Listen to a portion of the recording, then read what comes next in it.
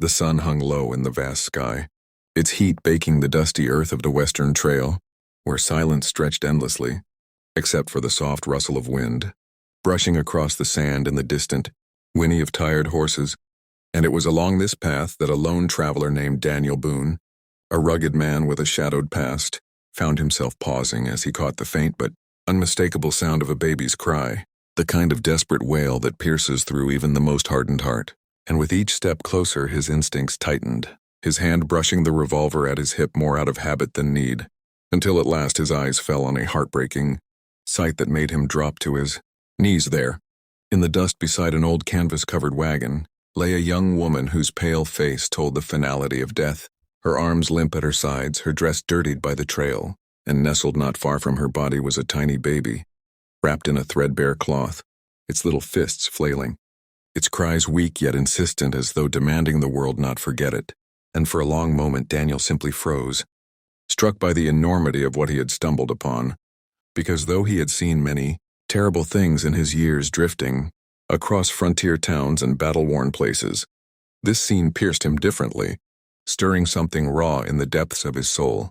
And as he scooped the baby gently into his arms, feeling the warmth of fragile life against his chest, he knew this was no ordinary encounter but something that would test every part of who he was and what he believed, for the West was cruel and merciless, and a man alone with no ties to anyone could manage to survive by grit and gun, but to carry a baby, that was another fate entirely.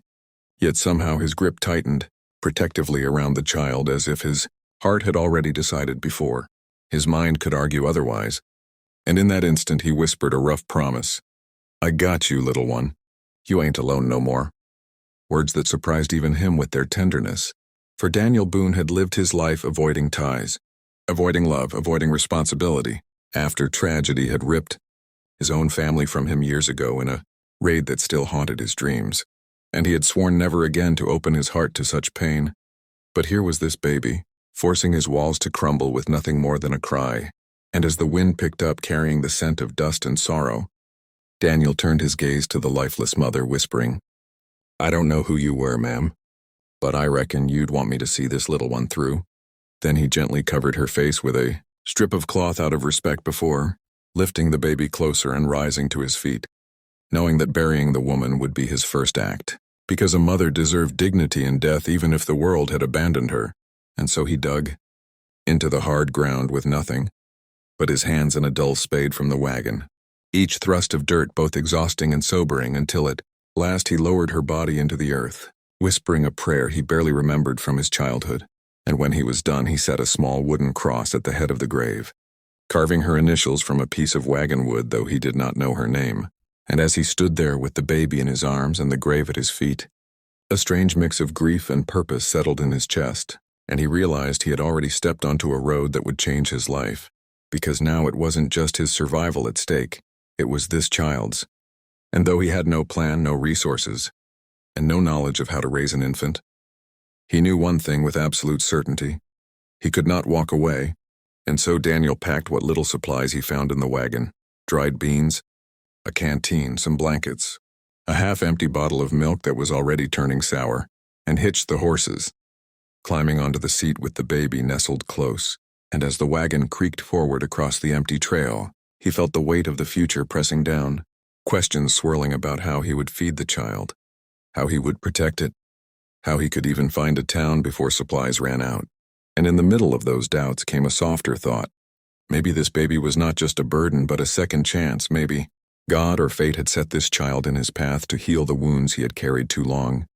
And though the road ahead looked impossible, Daniel felt a flicker of determination unlike anything he had felt in years, and so he whispered to the little one, whose cries had softened to quiet whimpers, "We'll make it, you hear me? Somehow we'll make it." And the desert seemed to answer with silence, as though holding its breath to see what story would unfold. And dear listener, this is only the beginning of a tale that will test Daniel's courage, his faith, and his capacity to love again, for what he did next would not only change his life but ripple into the lives of others he had not yet met. And if you want to see how a broken man and a helpless child forge a bond that defies the wilderness and reshapes destiny, make sure you stay with this story and subscribe, because Chapter 2 will reveal the trials, the dangers, And the miracles that prove even in the harshest of times, love can be reborn in the most unexpected ways. The journey that followed was not carved in certainty but in survival. And as Daniel Boone guided the creaking wagon across miles of desert, the baby cradled against his chest beneath a patched blanket, he began to realize just how unprepared he was for the task before him.